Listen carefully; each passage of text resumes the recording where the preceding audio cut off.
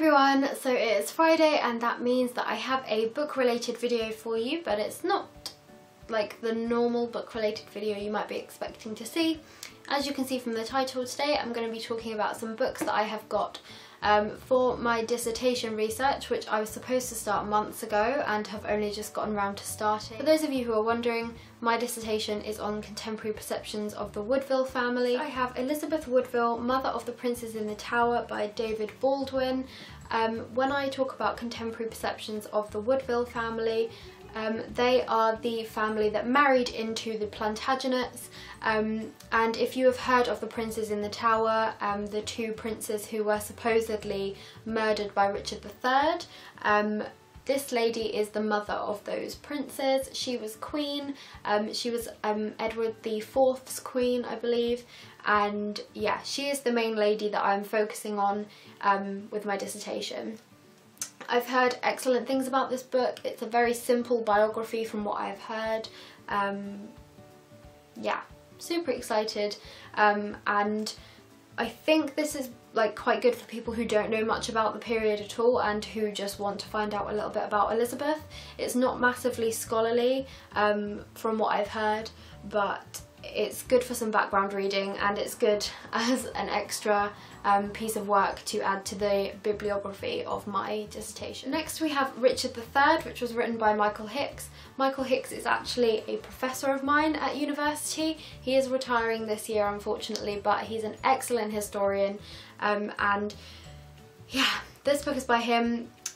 He is an excellent historian, but his work is also very dense, so I think this is going to take me a long time to get through. However, from what people have told me, it really is, you know, full of references to the Woodvilles as well. Obviously, Richard III was rumoured to be interested in Elizabeth Woodville's daughter before he died, so I'm hoping there will be some juicy gossip in there about that. And well, if it was written by Michael Hicks, there probably won't be any gossip in here, but we can always hope. Next we have Elizabeth Woodville, A Life by David Gibbon. Again, this is a biography that it sort of introduces you to the time, and yeah, it's specifically about Elizabeth. I'm not sure whether it will go into detail on the rest of her family, but that's okay with me because I'm focusing on Elizabeth first and foremost at the moment.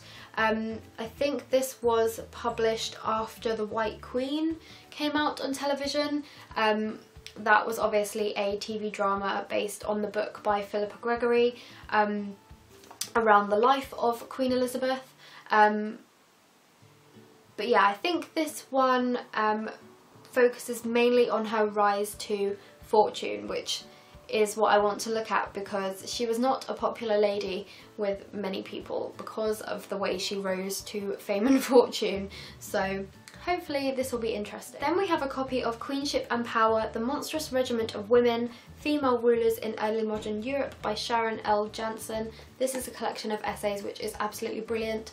I'm not sure whether it's going to help me massively with my dissertation, but I am doing a module next year on the Monstrous Regiment of Women, so it will really help me with that.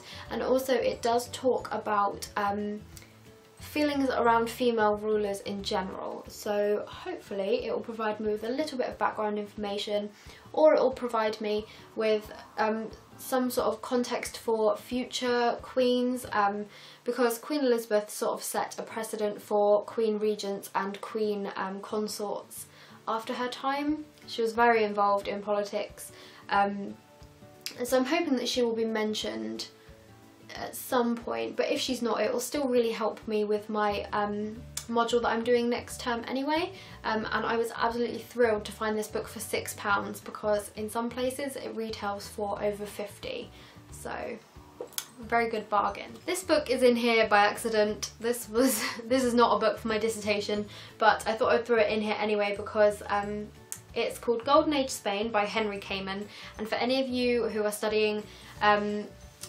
Golden Age Spain in college or even in university, this book is amazing. This book got me through my Golden Age of Spain exam.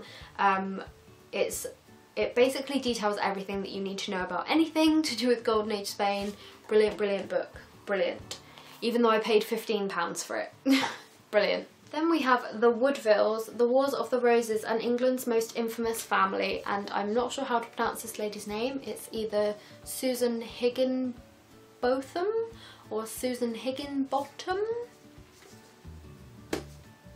I'm not sure, but anyway, this one is about the Woodvilles in general, which is exciting because it's the first book that I found that actually details people in the Woodville family other than Elizabeth, and her father and her brothers were very unpopular, and so I do want to go into detail with them too. Hopefully this book will provide me a, my first stepping stone into looking at those as well.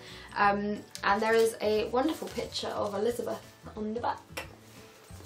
So yeah, those are the books that I have purchased so far to help me with my dissertation research. I just want to point out that none of these books are particularly academic or scholarly, apart from perhaps the one by Michael Hicks and The Monstrous Regiment of Women. These are all sort of my first basic background context information, and I'm not going to delve into the heavy stuff until I have sort of got to grips with all the basics.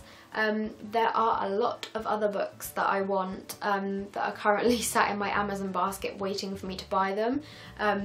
I want to get some more books on the Wars of the Roses in general to give even more background information, and then I have to delve into the primary sources. So I'm going to be looking at sources that were actually written in the 1400s and were actually written by Elizabeth herself and by just people who knew her and courtiers, and hopefully I will even be able to see some of Edward IV's writing, and to do that I'm going to London to the British Library, and there's somewhere else as well.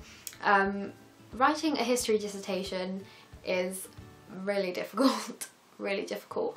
I think people forget that we actually have to go back and look at the stuff that was written in the time that we are writing about, and the main problem I've faced so far is that everything back then was written in Latin or Italian.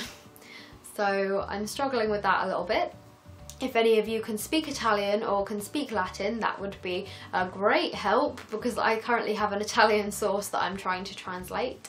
It's quite difficult when you don't speak Italian.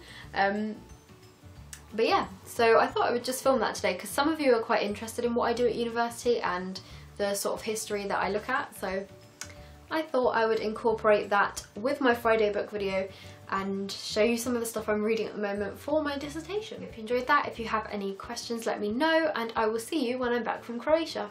Bye!